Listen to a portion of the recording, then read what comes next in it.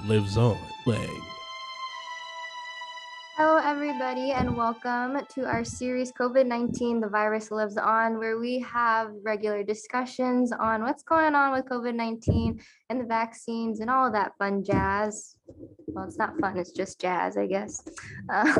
I'm here with Amber Rodriguez. and she's had her own personal experiences with COVID. And so we're just kind of here to just talk about it and learn a little bit more about you. So you've had what we would say a difficult time with that illness, I would say.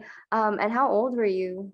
So I was 18, and this was in fall of 2020. I got it in beginning of November of 2020. I remember it was right after Halloween. I'm 19 now, and I was only 18 years old when I got it. All right. Were you vaccinated before you got COVID? So at that time, vaccinations weren't public yet. They didn't go public till about a few months after that, but there was no vaccine available at that time. So you got it fresh. I got it fresh. Yeah, I did. Oh my gosh, that must have been scary when you took a test and you found out you were positive. Yeah, so I took so many precautions because this was like my first semester at college, and I was already scared and feeling like just a little bit paranoid about what was going on, but I also just wanted to be safe for myself. So I took so many precautions. But my friend got it at a Halloween party, and then I ended up getting it because I also hung out with him too, took a test, and that's what happened. I isolated for 10 days, but those 10 days, I do not remember ever feeling sick like that ever before. Yeah, so please describe your experience and how you eventually got better. So I had just about every symptom imaginable that was available, down the checklist of every symptom. It was, I could not remember ever feeling that sick. And I remember I was isolated for 10 days. I remember laying in that bed. I was like, I am at the peak of my health, or I should be at least in a few years. And this is probably the healthiest point I'll be in my life. But it was bad. I couldn't help but imagine what it was like for other people that were older or have other underlying medical conditions and how that could have affected them. Because again, at this time, the vaccine was not available. So it felt pretty lonely, being isolated for 10 days and trying to take care of yourself. Whatever the CDC recommended, checking my temperature often, drinking lots of fluids, all the things you would do to make yourself feel better. I did have some symptoms that still carried on after. I remember 2 months after, I was still upset because I lost my taste. I couldn't have coffee for about 2 months. I couldn't taste it right. It just tasted like hot water.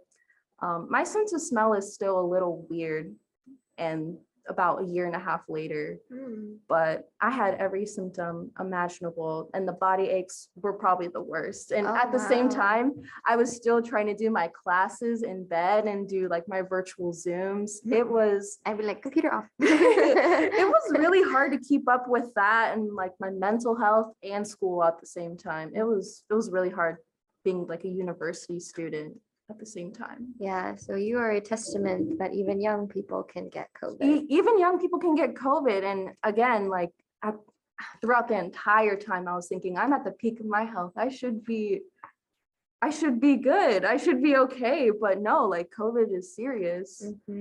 How has that whole experience, especially with isolation that you're talking about and still having to go through university classes, how has that experience impacted you today? It's definitely made me feel more empathetic to other people who have gotten COVID and other people who have it worse than me. I got lucky and I recovered pretty well. I do have a few things, like I said, that still carry on, but I really feel for other people that have had it before.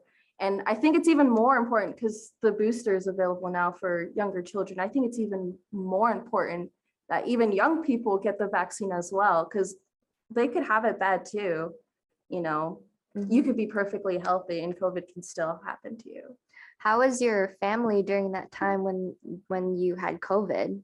So I was at Lincoln. I was at the university at Lincoln, and my family like lives in Papillion and all that. I called my mom. She was so worried about me and everything, especially like being isolated for 10 days. You know, as a mom, she wanted to like go in and help me, but she couldn't because I didn't want her to get COVID. I didn't want anyone else in my family to. So she's very much a mom, and I love her for that. But she had to like trust the process and me making myself feel better.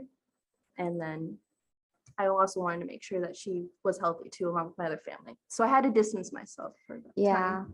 That it's hard when you are the option to see your families taken away from you rather than you choosing just to give yourself space from them. Having that option taken away is probably the worst part, and that's really scary. It is. Yeah. And then lastly, what are things that you did that you are glad that you did? And then what's something that you wish you knew then that you know now? Honestly, I'm glad I tried my best with the precautions I took beforehand, but you know, sometimes it just happens. Yeah. You know, and I know to still take precautions, actually. Still take precautions now. And, you know, I've been vaccinated and got my booster as well and everything. And I hope to keep it that way, and I hope to keep staying healthy. And that's what I encourage other people to do as well. Just be respectful and stay healthy and continue following CDC guidelines. And not just for yourself, but for your families. If you have kids, for your kids as well. It's for everyone around you. Yeah, this was a really great discussion. Thank you so much, Amber, for sharing your story. This has been another one on our series, COVID-19, The Virus Lives On. Be sure to check out more of our content so that way you stay updated and just listen to our discussions. Thanks so much for joining us. This has been COVID-19, The Virus That Lives On, hosted by Pauline Dulang. If you'd like to leave suggestions, email us at ewcfacts@gmail.com. That's ewcfacts@gmail.com. This has been an EWC Communication production.